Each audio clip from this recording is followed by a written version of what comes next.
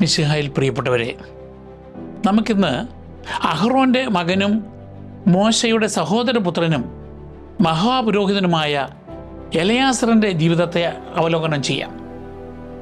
ബൈബിളും പാരമ്പര്യവും അനുസരിച്ച് സീനായിൽ നിന്ന് വാഗ്ദത്ത ദേശത്തേക്കുള്ള ഇസ്രായേലിൻ്റെ യാത്രയിൽ ശാന്തമെങ്കിലും നിർണായക പങ്കുവഹിച്ച ഒരു വ്യക്തിയായിരുന്നു എലയാസർ. അദ്ദേഹത്തിൻ്റെ സവിശേഷതകളും സേവനങ്ങളും നമുക്ക് വിലയിരുത്താം.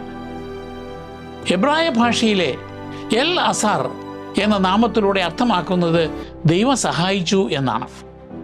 ഇസ്രായേലിൻ്റെ ആദ്യത്തെ മഹാപുരോഹിതനായ അഹ്റോനും എലിഷേബായും ആയിരുന്നു അദ്ദേഹത്തിൻ്റെ മാതാപിതാക്കൾ. പുറപ്പാടിൻ്റെ പുസ്തകം 6-ാം അധ്യായം 23-ാം വാക്യം. അഹ്റോൻ്റെയും മോശയുടെയും പിതാവായ അമ്രാമിലൂടെ വന്ന ലേവി ഗോത്രത്തിൽപ്പെട്ടയാളായിരുന്നു അദ്ദേഹം. വിശുദ്ധ മന്ദിരത്തിലെ സേവനത്തിനായി ദൈവം പ്രത്യേകം വേർതിരിച്ച ഒരു വംശമായിരുന്നു അത്. പുറപ്പാടിൻ്റെ പുസ്തകം 6-ാം അധ്യായം 16 മുതൽ 20 വരെയുള്ള വാക്യങ്ങൾ. BC 13-ാം നൂറ്റാണ്ടിലെ പുറപ്പാട്, മരുഭൂമി യാത്ര, കാനാൻ കീഴടക്കൽ എന്നിവയുടെ കാലഘട്ടത്തിലായിരുന്നു എലയാസറിൻ്റെ ജീവിതം. ദൈവത്തിൻ്റെ ഉടമ്പടി ജനതയായി ഇസ്രായേൽ രൂപപ്പെടുന്ന നിർണായക ഘട്ടത്തിലാണ് അദ്ദേഹം പ്രവർത്തിച്ചത്. സീനായ്, പാരാൻ മരുഭൂമി, ഹോർമല, ഷീലോയ്, വാഗ്ദത്ത ദേശം എന്നിവിടങ്ങളുമായി ബന്ധപ്പെട്ടാണ് അദ്ദേഹത്തിൻ്റെ പ്രവർത്തനം നാം കാണുക. അതിനാൽ മരുഭൂമിയിലെ ദീർഘയാത്രയിൽ ആരംഭിച്ച് കാനാനിലെ സ്ഥിരമായ ദേശീയതയിലേക്കുള്ള പരിവർത്തനത്തിൽ അദ്ദേഹം ഒരു കേന്ദ്ര വ്യക്തിയാണ്. വ്യക്തിപരമായ അഭിലാഷത്താലോ പരിശ്രമത്താലോ അല്ല, മറിച്ച് അദ്ദേഹത്തിൻ്റെ കുടുംബ പൈതൃകത്തിലൂടെയും ദൈവത്തിൻ്റെ തിരഞ്ഞെടുപ്പിലൂടെയുമാണ് എലയാസർ മഹാപുരോഹിതനായത്. അഹ്റോൻ്റെ പുത്രന്മാരായ നാദാബ്, അബീഹു, എലയാസർ, ഈഥാമാർ എന്നിവരിൽ മൂന്നാമനായ അദ്ദേഹം തൻ്റെ മൂത്ത സഹോദരന്മാരുടെ മുൻഗണനയ്ക്ക് പിന്നിലായിരുന്നു. എന്നാൽ ജ്യേഷ്ഠന്മാരായ നാദാബിൻ്റെയും അബീഹുവിൻ്റെയും ദാരുണ മരണത്തിന് ശേഷം അദ്ദേഹം മഹാപുരോഹിത പദവിക്ക് അർഹനായി. ലേവ്യരുടെ പുസ്തകം 10-ാം അധ്യായം 1-2 വാക്യങ്ങളിൽ നാം വായിക്കുന്നു: അഹ്റോൻ്റെ പുത്രന്മാരായ നാദാബും അബീഹുവും തങ്ങളുടെ ധൂപകലശങ്ങളെടുത്ത് തീ കൊളുത്തി അതിൽ കുന്തിരിക്കുമിട്ട് കർത്താവിൻ്റെ മുമ്പിൽ അർപ്പിച്ചു. അവിടുന്ന് കൽപ്പിച്ചിട്ടില്ലായകയാൽ ആ അഗ്നി അവിശുദ്ധമായിരുന്നു. അതിനാൽ കർത്താവിൻ്റെ സന്നിധിയിൽ നിന്ന് അഗ്നി ഇറങ്ങി വന്നവരെ വിഴുങ്ങി. അവർ അവിടുത്തെ മുൻപിൽ വെച്ച് മരിച്ചു. വിശുദ്ധി വിലയിടിക്കാൻ പാടില്ലാത്തതാണെന്ന് അവരുടെ മരണത്തിലൂടെ എലയാസർ മനസ്സിലാക്കി. അഹ്റോൻ്റെ നിർദ്ദേശപ്രകാരം അദ്ദേഹം തൻ്റെ പൗരോഹിത്യ ശുശ്രൂഷ ഏറ്റെടുത്തു. സംഖ്യയുടെ പുസ്തകം 3-ാം അധ്യായം 32-ാം വാക്യം. മരുഭൂമിയിൽ പുരോഹിതന്മാർക്കിടയിൽ ഉദ്യോഗസ്ഥ പ്രമുഖനായി എലയാസർ സേവനമനുഷ്ഠിച്ചു. ലേവ്യരിലെ നേതാക്കളുടെയും ആരാധനയുടെയും വിശുദ്ധ മന്ദിര നടത്തിപ്പിൻ്റെയും പ്രായോഗിക ക്രമീകരണത്തിൻ്റെയും മേൽനോട്ടം അദ്ദേഹം വഹിച്ചു. ഹോർ പർവ്വതത്തിൽ മരിക്കാൻ ദൈവം അഹ്റോനെ വിളിച്ചപ്പോൾ എലയാസർ മോശയെയും അഹ്റോനെയും അനുഗമിക്കുന്നു. അവിടെ തീവ്രമായ പ്രതീകാത്മകവും ആരാധനാക്രമപരവുമായ ഒരു ചടങ്ങിൽ മോശ അഹ്റോൻ്റെ പൗരോഹിത്യ വസ്ത്രങ്ങൾ ഊരി എലയാസറിനെ ധരിപ്പിക്കുന്നു. അഹ്റോൻ മരിക്കുന്നതിന് മുമ്പ് അവനെ അഹ്റോൻ്റെ പിൻഗാമിയായി പരസ്യ പ്രഖ്യാപനം നടത്തുന്നു. സംഖ്യയുടെ പുസ്തകം 20-ാം അധ്യായം 25 മുതൽ 28 വരെയുള്ള വാക്യങ്ങൾ. ഗൗരവമേറിയ ഈ പ്രവൃത്തി വഴി പൗരോഹിത്യം ഒരു സ്വകാര്യ അവകാശമല്ല, മറിച്ച് ദൈവിക കൽപ്പന പ്രകാരം കൈമാറ്റപ്പെടുന്ന ഒരു വിശുദ്ധ ഉത്തരവാദിത്വമാണെന്ന് സ്ഥിരീകരിക്കുന്നു. ഇസ്രായേലിൻ്റെ മരുഭൂമിയിലെ അലഞ്ഞുതിരിയലിൻ്റെ അവസാന ഘട്ടത്തിലും കാനാൻ പിടിച്ചടക്കലിൻ്റെ ആദ്യകാലത്തും എലയാസർ ഒരു മഹാപുരോഹിതൻ എന്ന നിലയിൽ സേവനമനുഷ്ഠിക്കുന്നു. അദ്ദേഹം ആദ്യം മോശയോടും പിന്നീട് യോശുവയോടും ചേർന്ന് പ്രവർത്തിക്കുന്നു. യോശുവയുടെ പുസ്തകം 14-ാം അധ്യായം 1-ാം വാക്യം. പ്രവാചകനും നിയമദാതാവുമായ മോശ, ആദ്യ മഹാപുരോഹിതനായ അഹ്റോൻ, ജനങ്ങളെ ദേശത്തേക്ക് കൊണ്ടുവന്ന സൈനിക പൗര നേതാവായ ജോഷുവ എന്നിങ്ങനെ 3 തലമുറകളുടെ നേതൃത്വത്തെ എലയാസർ ബന്ധിപ്പിക്കുന്നു.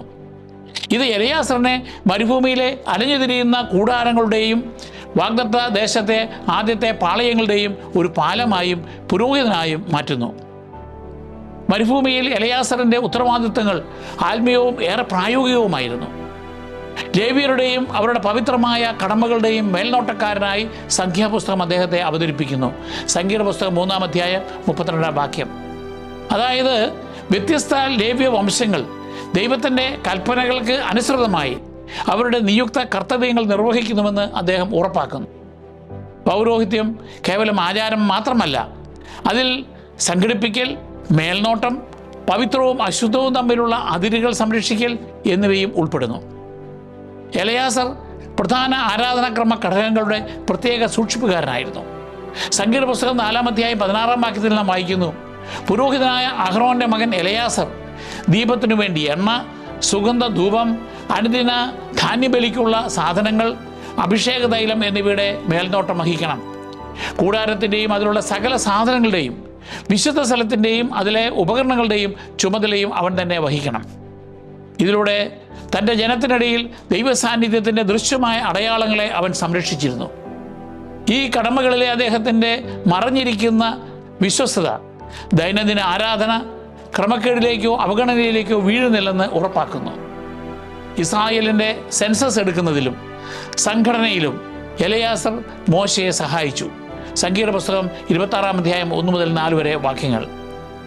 ആളുകൾ വാഗ്ദത്ത ദേശത്തേക്ക് പ്രവേശിക്കാൻ തയ്യാറെടുക്കുമ്പോൾ ഈ സെൻസസ് പാരമ്പര്യാനുസൃതവും യുദ്ധത്തിനുള്ള ഒരുക്കത്തിൻ്റെതുമായിരുന്നു.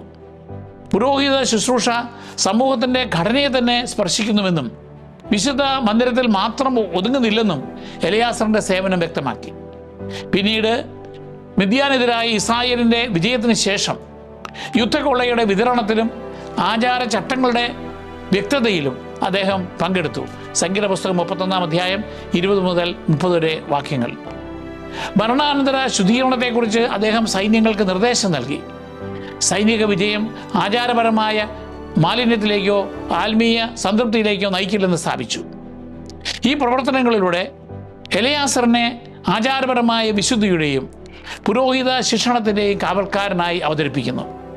തൻ്റെ ജ്യേഷ്ഠ സഹോദരന്മാരായ നാദാബിൻ്റെയും അബിഹൂവിൻ്റെയും അകാലത്തിലെ ദാരുണ്യാന്ത്യത്തിന് സാക്ഷ്യം വഹിച്ച അദ്ദേഹം തിരുത്തപ്പെട്ടതും ശുദ്ധീകരിക്കപ്പെട്ടതുമായ ഒരു പൗരോഹിത്യത്തെ ഉൾക്കൊണ്ടു. അനുസരണത്തിൽ കൃത്യതയുള്ളവനും വിശുദ്ധ കാര്യങ്ങൾ കൈകാര്യം ചെയ്യുന്നതിൽ ശ്രദ്ധാലുവും ദൈവത്തിൻ്റെ സാന്നിധ്യം ഒരു അനുഗ്രഹവും ദഹിപ്പിക്കുന്ന അഗ്നിയുമാണെന്ന് അറിവുള്ളവനുമായിരുന്നു അദ്ദേഹം. മരുഭൂമിയിലെ അദ്ദേഹത്തിൻ്റെ ശുശ്രൂഷ ഇസ്രായേലിനെ പഠിപ്പിച്ചത് ആരാധന ഭക്തിയുള്ളതും ശരിയായി ക്രമീകരിച്ചതും ദൈവത്തിൻ്റെ കൽപ്പനകളോട് വിശ്വസ്തത പുലർത്തേണ്ടതുമാണെന്നും അല്ലാതെ മനുഷ്യൻ്റെ മുൻഗണനകളാൽ രൂപപ്പെടുത്തേണ്ടതല്ല എന്നുമാണ്. ഉന്നത പുരോഹിത്വവും പിന്തുടർച്ചയും. ഹോർമലയിൽ വെച്ച് എലയാസറിനെ മോശ അഹ്റോന്റെ പൗരോഹിത്യ വസ്ത്രം ധരിപ്പിച്ചപ്പോൾ അത് കത്തോലിക്ക ദൈവശാസ്ത്രത്തിൽ ശക്തമായ ഒരു പ്രതീകമായി മാറി. പരസ്യവും പവിത്രവുമായ ആ ഔദ്യോഗിക കർമ്മത്തിലൂടെ പൗരോഹിത്യം അഹ്റോനിൽ അവസാനിച്ചില്ല, മറിച്ച് അദ്ദേഹത്തിൻ്റെ പിൻഗാമിക്ക് കൈമാറി. മഹാപുരോഹിതത്വം ഒരു മനുഷ്യൻ്റെ ജീവിതകാലത്തിൽ മാത്രമായി പരിമിതപ്പെടുത്തിയിട്ടില്ലെന്ന് ഇത് കാണിച്ചു. പുരോഹിതൻ മർത്യനാണെങ്കിലും ദൈവം സ്ഥാപിച്ച പൗരോഹിത്യ സ്ഥാനം തലമുറയായി കൈമാറപ്പെടുന്നു. ഇത് എലയാസറിനെ അഹ്റോന്റെ മഹാപൗരോഹിത്യ തുടർച്ചയുടെ ജീവിക്കുന്ന അടയാളമാക്കി മാറ്റുന്നു. പൗരോഹിത്യത്തോടുള്ള കോരഹിൻ്റെ വെല്ലുവിളി പോലുള്ള കലാപശ്രമങ്ങൾക്കും ദേശീയ പ്രതിസന്ധിക്കും ശേഷം പുരോഹിത പദവിയുടെ സമാധാനപരമായ കൈമാറ്റം ദൈവത്തിൻ്റെ ഉടമ്പടിക്രമം കേടുകൂടാതെ ഇരിക്കുന്നുവെന്ന് സൂചിപ്പിക്കുന്നു. അടിമത്തം, അലഞ്ഞുതിരിയൽ, കലാപം, ബാധകൾ, മരുഭൂമിയിൽ ഒരു തലമുറയുടെ മുഴുവൻ നാശം എന്നിവ നേരിട്ട ഒരു ജനതയ്ക്ക് സ്ഥിരതയുടെ അടയാളമായി എലയാസർ നിലകൊണ്ടു. നേതാക്കൾ മരിക്കുമ്പോഴും പാപം ശിക്ഷ നൽകുമ്പോഴും ദൈവം തൻ്റെ പദ്ധതി ഉപേക്ഷിച്ചിട്ടില്ലെന്ന് അദ്ദേഹത്തിൻ്റെ ഉയർച്ച ജനങ്ങൾക്ക് ഉറപ്പു നൽകുന്നു. മഹാപുരോഹിതൻ എന്ന നിലയിൽ എലയാസർ ദൈവത്തിനും ഇസ്രായേലിനും ഇടയിൽ മധ്യസ്ഥനായി വർത്തിച്ചു. യാഗങ്ങൾ അർപ്പിക്കുക, ധൂപാർപ്പണം നടത്തുക, കർത്താവിൻ്റെ മുമ്പാകെ ഗോത്രങ്ങളുടെ പേരുകൾ രേഖപ്പെടുത്തിയ ഉരസ്ത്രാണം അഥവാ ബ്രഷ് പീസ് വഹിക്കുക എന്നിവ അദ്ദേഹം നിർവഹിച്ചിരുന്നു. ദൈവഹിതം തിരിച്ചറിയാൻ ഇസ്രായേലിയ പുരോഹിതന്മാർ ഉപയോഗിച്ചിരുന്ന ഊറിമിൻ്റെ ഉപയോഗത്തിലൂടെ അദ്ദേഹം ജോഷുവയെയും ജനങ്ങളെയും ദൈവഹിതം തിരിച്ചറിഞ്ഞ് നയിച്ചിരുന്നു. സംഖ്യയുടെ പുസ്തകം 27-ാം അധ്യായം 21-ാം വാക്യം. ഊറിം വഴി ഒരു ചോദ്യത്തിന് ദൈവത്തിൻ്റെ അനുകൂലമോ പ്രതികൂലമായ ഹിതം പ്രധാന പുരോഹിതൻ തേടുന്നതിലൂടെ ജോഷുവയെ പോലെയുള്ള നേതാവ് പോലും പുരോഹിത പദവിയെ ആദരിച്ച് ദൈവഹിതത്തിന് വിധേയപ്പെട്ടിരുന്നു എന്ന് കാണിക്കുന്നു. ഭരണം പൂർണ്ണമായും തന്ത്രപരമല്ല, അത് ദൈവശാസ്ത്രപരമായി തുടർന്നിരുന്നുവെന്ന് ഇത് കാണിക്കുന്നു. ദൈവജനത്തിനിടയിലെ നേതൃത്വം തുടർച്ച നിലനിർത്തുന്നതിൽ സ്ഥിരതയുള്ളതും കർത്താവിനോട് നിരന്തരം അനുസരണയുള്ളതുമായിരിക്കണമെന്ന എലയാസറിൻ്റെ മഹാപുരോഹിതത്വം കാണിക്കുന്നു. വിശുദ്ധ പദവിയുടെ കൈമാറ്റം ദൈവത്തിൻ്റെ പ്രവൃത്തിയാണെന്നും സമൂഹം അത് വിശ്വാസത്തോടെ സ്വീകരിക്കാൻ വിളിക്കപ്പെട്ടിരിക്കുന്നുവെന്നും അദ്ദേഹത്തിൻ്റെ പിന്തുടർച്ച വ്യക്തമാക്കുന്നു. ഇസ്രായേൽ ഇടയിലില്ലാത്ത ആടുകളെ പോലെ ആകാതിരിക്കാൻ തൻ്റെ ദൗത്യത്തിൻ്റെ അവസാനത്തോടടുക്കുമ്പോൾ മോശ കർത്താവിനോട് ഒരു പിൻഗാമിയെ നിയമിക്കാൻ അഭ്യർത്ഥിച്ചു. സംഖ്യയുടെ പുസ്തകം 27-ാം അധ്യായം 16 മുതൽ 19 വരെ വാക്യങ്ങൾ. പുരോഹിതനായ എലയാസറിൻ്റെയും മുഴുവൻ സമൂഹത്തിൻ്റെയും മുമ്പാകെ ജോഷുവയെ പിന്തുടർച്ചാവകാശിയായി നിയമിക്കാൻ ദൈവം മോശയോട് പറഞ്ഞു. തുടർന്ന് അദ്ദേഹം ജോഷുവയുടെ മേൽ കൈകൾ വെച്ച് അദ്ദേഹത്തിന് അധികാരം നൽകി. അതേസമയം മഹാപുരോഹിതനായ എലയാസർ അതിന് സാക്ഷിയാവുകയും ഊറിമിലൂടെ ദൈവഹിതം അന്വേഷിക്കുന്നതിൽ ജോഷുവയുടെ സഹകാരിയാവുകയും ചെയ്തു. ഈ വിധം പ്രവാചക പുരോഹിത നേതൃത്വം ഒത്തുചേർന്നു. മോശ പരസ്യമായി ജോഷുവയെ നിയമിച്ചപ്പോൾ തൻ്റെ നേതൃത്വം ദൈവത്തിൻ്റെ നിയമത്തിലും ആരാധനയിലും വേരൂന്നിയതാണെന്ന് എലയാസർ ഉറപ്പുവരുത്തി. ഇസ്രായേലിലെ യഥാർത്ഥ നേതൃത്വം സ്വന്തം ഇച്ഛയിൽ നിന്നോ അധികാര വടംവലിയിലൂടെയോ അല്ല, ദൈവത്തിൻ്റെ വിളിയിൽ നിന്നാണെന്ന് ഇത് നമ്മെ ഓർമ്മിപ്പിക്കുന്നു. ജോഷുവയുടെ പുസ്തകത്തിൽ മോശയെയോ ജോഷുവയേക്കാൾ എലയാസർ പിൻപിൽ നിൽക്കുന്നതായി കാണാമെങ്കിലും നിർണായക നിമിഷത്തിൽ അദ്ദേഹത്തിൻ്റെ സാന്നിധ്യം പ്രകടമാണ്. ഗോത്രങ്ങൾക്ക് ഭൂമി പങ്കുവയ്ക്കുന്നതിൽ ജോഷുവയും ഗോത്രത്തലവന്മാരെയും അദ്ദേഹം സഹായിച്ചു. ജോഷുവയുടെ പുസ്തകം 14 മുതൽ 19 വരെയുള്ള അധ്യായങ്ങൾ.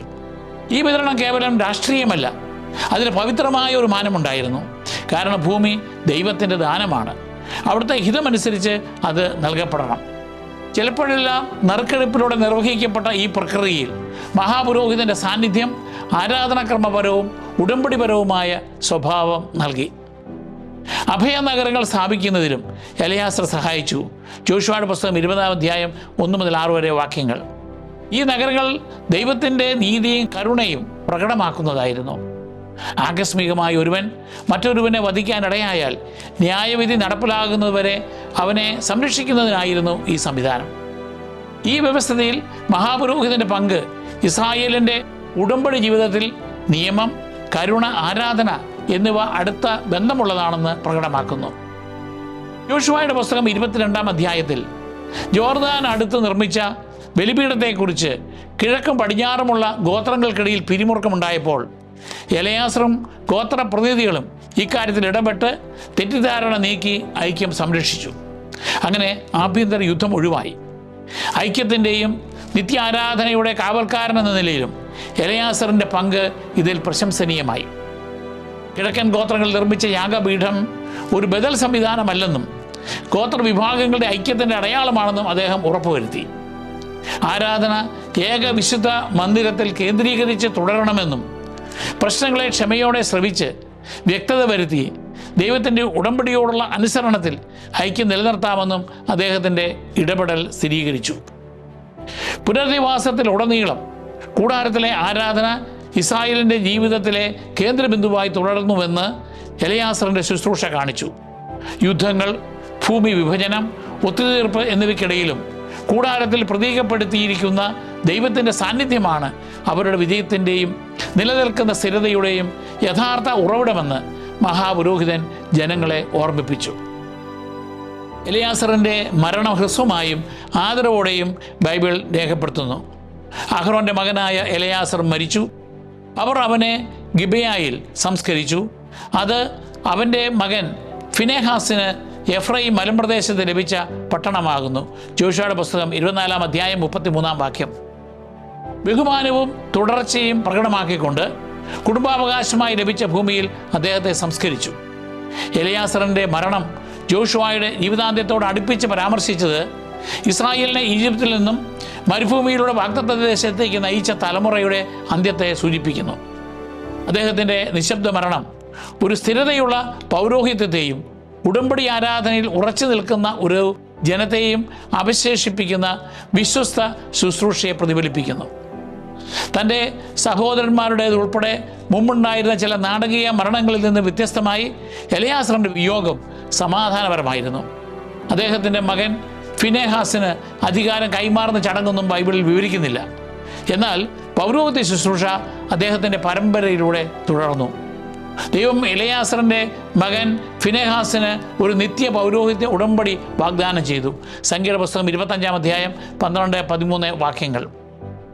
പ്രാർത്ഥനയെയും പഠിപ്പിക്കലിനെയും സമ്പന്നമാക്കുന്ന നിരവധി ദൈവശാസ്ത്ര വിഷയങ്ങൾ എലെയാസറിൻ്റെ ജീവിതം വെളിപ്പെടുത്തുന്നുണ്ട്.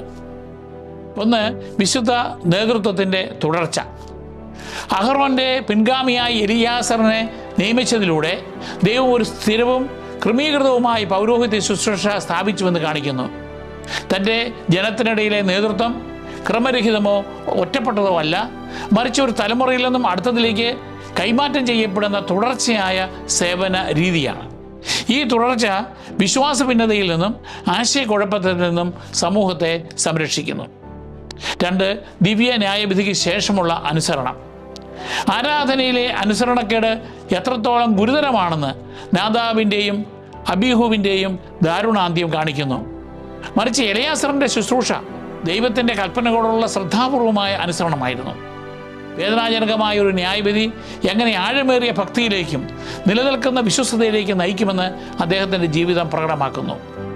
3, പരിവർത്തനത്തിലൂടെയുള്ള വിശ്വസ്തത. ഇസ്രായേൽ ചരിത്രത്തിലെ വഴിത്തിരിവുകളുടെ ഘട്ടത്തിലാണ് എലെയാസർ ജീവിച്ചത്. അത് മോശയിൽ നിന്ന് ജോഷുവയിലേക്കും മരുഭൂമിയിൽ നിന്ന് വാഗ്ദത്ത ദേശത്തേക്കും ഒരു തലമുറയിൽ നിന്നും അടുത്തതിലേക്കുമുള്ള മാറ്റത്തിനിടയിലായിരുന്നു.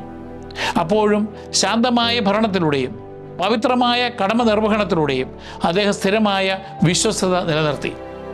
വിശുദ്ധി നാടകീയ പ്രവൃത്തികളിൽ മാത്രമല്ല, പലപ്പോഴും മാറ്റത്തിൻ്റെ സമയങ്ങളിൽ ക്ഷമയും സ്ഥിരതയുമുള്ള സേവനത്തിലാണ് കാണപ്പെടുന്നത് എന്ന് എലെയാസറിൻ്റെ ജീവിതം സാക്ഷ്യപ്പെടുത്തുന്നു.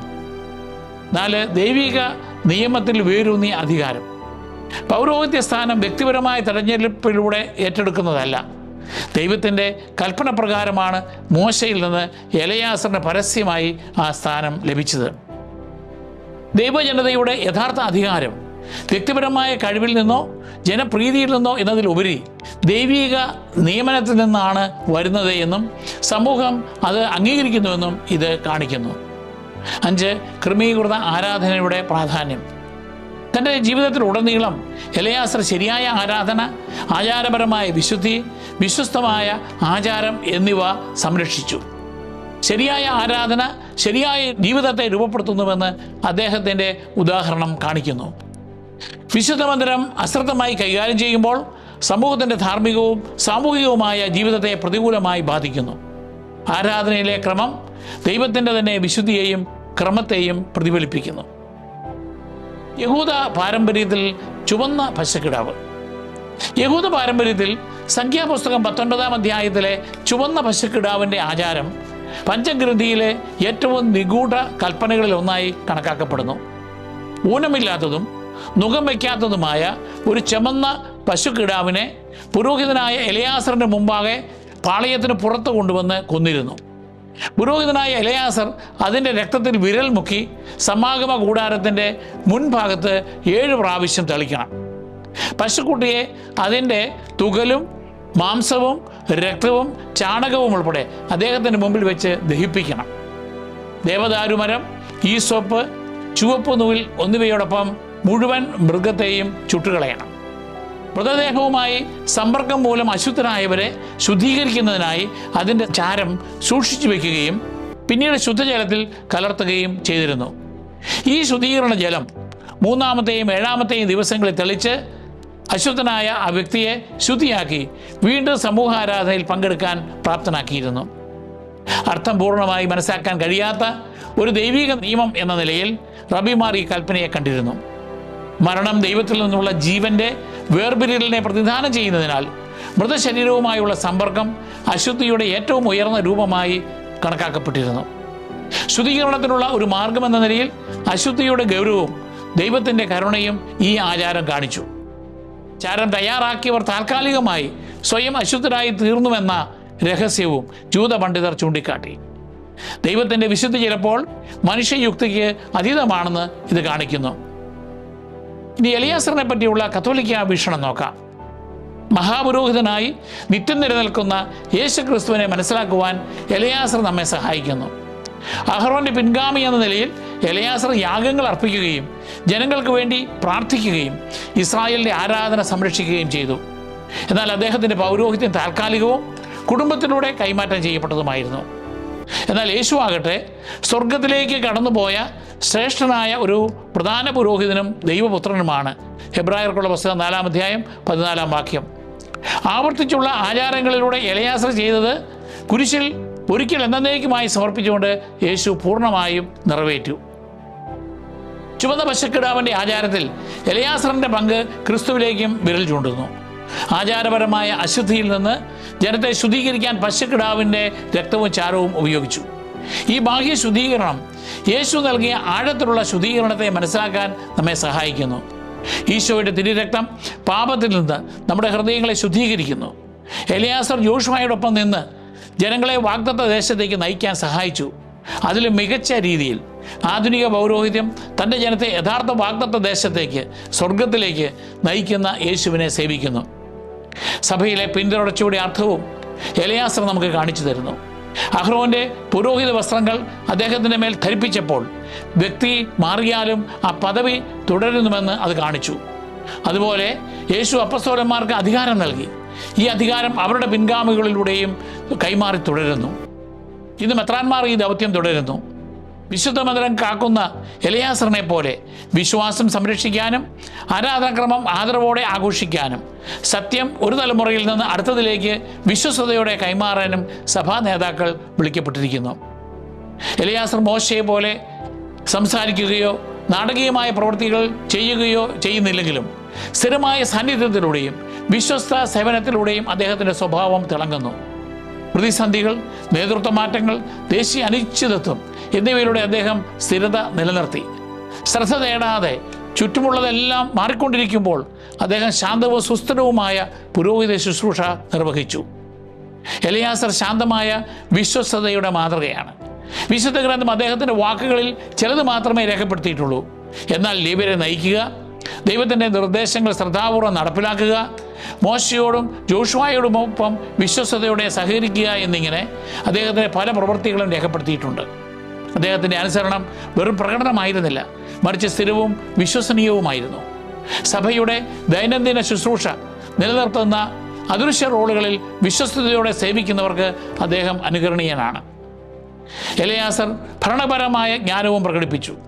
അദ്ദേഹം പവിത്രമായ കടമകൾ ഏകോപിപ്പിക്കുകയും വിശുദ്ധ വസ്തുക്കൾ സംരക്ഷിക്കുകയും ആചാര നിയമങ്ങൾ വ്യാഖ്യാനിക്കുകയും രാജ്യത്തിൻ്റെ അനന്തര അവകാശം ക്രമീകരിക്കുന്നതിൽ പങ്കാളിയാവുകയും ചെയ്തു. വിശുദ്ധിയും സൽഭരണവും ഒരുമിച്ചാണെന്ന് കാണിച്ചുകൊണ്ട് ആത്മീയ ഉത്തരവാദിത്വത്തെ പ്രായോഗിക നേതൃത്വവുമായി അദ്ദേഹം സംയോജിപ്പിച്ചു. എല്ലാറ്റിനുമുപരി പവിത്രമായ കടമയോട് അദ്ദേഹം ആഴമായ ആദരവ് കാണിച്ചു. അശ്രദ്ധമായ ആരാധനയുടെ അനന്തര ഫലങ്ങൾ കണ്ട അദ്ദേഹം ദൈവത്തിൻ്റെ കൽപ്പനകളോടുള്ള ശ്രദ്ധാപൂർവമായ അനുസരണവും ആദരവും പ്രകടിപ്പിച്ചു. അദ്ദേഹത്തിൻ്റെ ജീവിതം ആന്തരിക ഭക്തിയുടെയും ബാഹ്യ വിശ്വസ്തയുടെയും ഐക്യത്തെ പ്രതിഫലിപ്പിക്കുന്നു. ദേവാലയത്തിലെ സഭയിലെ സേവിക്കുന്ന ഏവർക്കും എലയാസർ ഉത്തമ മാതൃകയായി നിലകൊള്ളുന്നു. എലയാസറിൻ്റെ ജീവിതത്തിലും ശുശ്രൂഷയിൽ നിന്ന് നമുക്കുള്ള സന്ദേശം നോക്കാം. 1. വിശ്വസ്ത നേതൃത്വം തുടർച്ചയെ സംരക്ഷിക്കുന്നു. യഥാർത്ഥ നേതൃത്വം വിശ്വാസത്തെ വ്യതിചലിപ്പിക്കാതെ നിലനിർത്തുകയാണെന്ന് എലയാസർ നമ്മെ പഠിപ്പിക്കുന്നു. അഹ്റോൻ മരിച്ചപ്പോൾ പൗരോഹിത്യം എലയാസറിലൂടെ തുടർന്നു. അദ്ദേഹം തൻ്റെ പങ്ക് താഴ്മയോടെ സ്വീകരിക്കുകയും ദൈവം തന്നെ ഏൽപ്പിച്ചത് സംരക്ഷിക്കുകയും ചെയ്തു. അതുപോലെ സഭാ നേതാക്കൾ വിശ്വാസം വിശ്വസ്തയോടെ കൈമാറാൻ വിളിക്കപ്പെട്ടിരിക്കുന്നു. സുവിശേഷം മാറുന്നില്ല, അത് സ്വീകരിക്കുകയും കൈമാറ്റം ചെയ്യപ്പെടുകയും ചെയ്യുന്നു. സഭയിലെ അധികാരം ദൈവത്തിൽ നിന്നാണ് വരുന്നത്. അത് വ്യക്തിപരമായ ബഹുമാനത്തിനല്ല, സേവനത്തിനുള്ളതാണ്. 2. പവിത്രമായ കാര്യങ്ങളോടുള്ള ആദരവ്. എലയാസർ തൻ്റെ സഹോദരന്മാരുടെ ദാരുണമായ മരണത്തിൽ നിന്ന് ആരാധനയെ ആദരവോടെ കൈകാര്യം ചെയ്യണമെന്ന് പഠിച്ചു. അദ്ദേഹം സമാഗമ കൂടാരത്തെ ശ്രദ്ധാപൂർവ്വം സംരക്ഷിക്കുകയും ദൈവകൽപ്പനകൾക്ക് അനുസൃതമായി എല്ലാം നടക്കുന്നുവെന്ന് ഉറപ്പാക്കുകയും ചെയ്തു. പവിത്രമായ കടമകൾക്ക് അച്ചടക്കവും വിശ്വസ്തതയും ആവശ്യമാണെന്ന് അദ്ദേഹത്തിൻ്റെ ജീവിതം പഠിപ്പിക്കുന്നു. ആരാധന വ്യക്തിപരമായ മുൻഗണനയെ അടിസ്ഥാനമൊക്കെയുള്ളതല്ല, മറിച്ച് ദൈവത്തോടുള്ള അനുസരണത്തെ അടിസ്ഥാനമൊക്കെയുള്ളതാണെന്ന് ഇന്നും കുർബാനയും ആരാധനാക്രമവും സഭാജീവിതത്തിൻ്റെ ഹൃദയഭാഗത്ത് നിലനിർത്തണം. 3. നിയമപരമായ അധികാരത്തിലൂടെയുള്ള ഐക്യം. ജോഷുവയുടെ പുസ്തകം 22-ാം അധ്യായത്തിലെ അൾത്താര തർക്കം പോലുള്ള പ്രതിസന്ധികളിൽ ആ വിഷയം അന്വേഷിക്കുന്നതിനും സമാധാനം പുനഃസ്ഥാപിക്കുന്നതിനും എലയാസർ അംഗീകൃത നേതാക്കളുമായി സഹകരിച്ച് പ്രവർത്തിച്ചു. അനുസരണം, അനുരഞ്ജന സംഭാഷണം, അധികാരികളോടുള്ള ആദരവ് എന്നിവയിലൂടെയാണ് ഐക്യം സംരക്ഷിക്കപ്പെട്ടത്. ഇന്ന് സഭയിൽ നിയമാനുസൃത അജപാലകരും പത്രോസിൻ്റെ പിൻഗാമിയുമായുള്ള കൂട്ടായ്മയിലൂടെയാണ് ഐക്യം നിലനിർത്തുന്നത്. ക്രിസ്തു തൻ്റെ സഭയ്ക്ക് നൽകിയ അധികാരത്തിന് പകരമാകാൻ വ്യക്തിപരമായ അഭിപ്രായങ്ങൾക്ക് കഴിവില്ല. വിനയം, ശ്രദ്ധ, ദൈവത്തിൻ്റെ ഉടമ്പടിയോടുള്ള വിശ്വസ്തത എന്നിവയിൽ നിന്നാണ് യഥാർത്ഥ ഐക്യം വളരുന്നത്. 4. ഏൽപ്പിക്കപ്പെട്ടതിൻ്റെ വിശ്വസ്ത കാര്യനിർവഹണം. എലയാസർ പൗരോഹിത്യത്തെയും വിശുദ്ധ മന്ദിരത്തെയും ഗോത്രങ്ങളിലെ ഐക്യത്തെയും വിശ്വസ്തയോടെ കാത്തു സൂക്ഷിച്ചു. അതുപോലെ നമ്മുടെ വിശ്വാസം, ദൈവവിളി, കുടുംബം, സഭയിലെ പങ്ക് എന്നിങ്ങനെ നമുക്ക് സംരക്ഷിക്കേണ്ട ഉത്തരവാദിത്തങ്ങളുണ്ട്. നമ്മുടെ ജോലി അദൃശ്യമായിരിക്കുമ്പോൾ പോലും വിശ്വസ്തയോടെയും നിശബ്ദമായി സേവിക്കാൻ നാം ഉത്സുകരാകണം. എലയാസറിൻ്റെ പേരിൻ്റെ അർത്ഥം ദൈവം സഹായിച്ചുവെന്നാണല്ലോ. ദൈവം തൻ്റെ സഭയെ നയിക്കുകയും നിലനിർത്തുകയും ചെയ്യുന്നത് തുടരുന്നുവെന്ന് അദ്ദേഹത്തിൻ്റെ ജീവിതം നമ്മെ ഓർമ്മിപ്പിക്കുന്നു. നേതാക്കൾ മരിക്കുമ്പോൾ ദൈവം തൻ്റെ ജനത്തെ ഉപേക്ഷിക്കുന്നില്ല. അവിടുന്ന് പുതിയ ശുശ്രൂഷകരെ ഉയർത്തുകയും തൻ്റെ സഭയെ യഥാർത്ഥ വാഗ്ദത്ത ദേശമായ സ്വർഗത്തിലേക്ക് നയിക്കുകയും ചെയ്യുന്നു. നമുക്ക് പ്രാർത്ഥിക്കാം. നിത്യമഹാപുരോഹിതനായ മിശിഹായെ, പൗരോഹിത്യത്തെ കാത്തു സൂക്ഷിക്കുകയും ദൈവിക ഉടമ്പടി സംരക്ഷിക്കുകയും ചെയ്ത എലയാസറിൻ്റെ മാതൃകയ്ക്ക് ഞങ്ങൾ നന്ദി പറയുന്നു. ആരാധനയിൽ ഭക്തിയുള്ളവരും അങ്ങയുടെ ഹിതത്തെ അനുസരിക്കുന്നവരുമായ ആത്മീയ നേതാക്കളെ ഞങ്ങൾക്ക് നൽകണമേ. വിശുദ്ധ പാരമ്പര്യത്തെ വിലമതിക്കാനും അങ്ങ് നിയോഗിക്കുന്ന അധികാരികളെ ബഹുമാനിക്കാനും ഞങ്ങളെ ഏൽപ്പിച്ച എല്ലാ കടമകളിലും സമർപ്പണത്തോടെ സേവിക്കാനും ഞങ്ങളെ സഹായിക്കണമേ. ജീവിതാന്ത്യത്തിൽ അങ്ങ് ഞങ്ങൾക്ക് വാഗ്ദാനം ചെയ്തിരിക്കുന്ന സ്വർഗരാജ്യത്തിലേക്ക് ഞങ്ങളെ പ്രവേശിപ്പിക്കണമേ. ആമേൻ.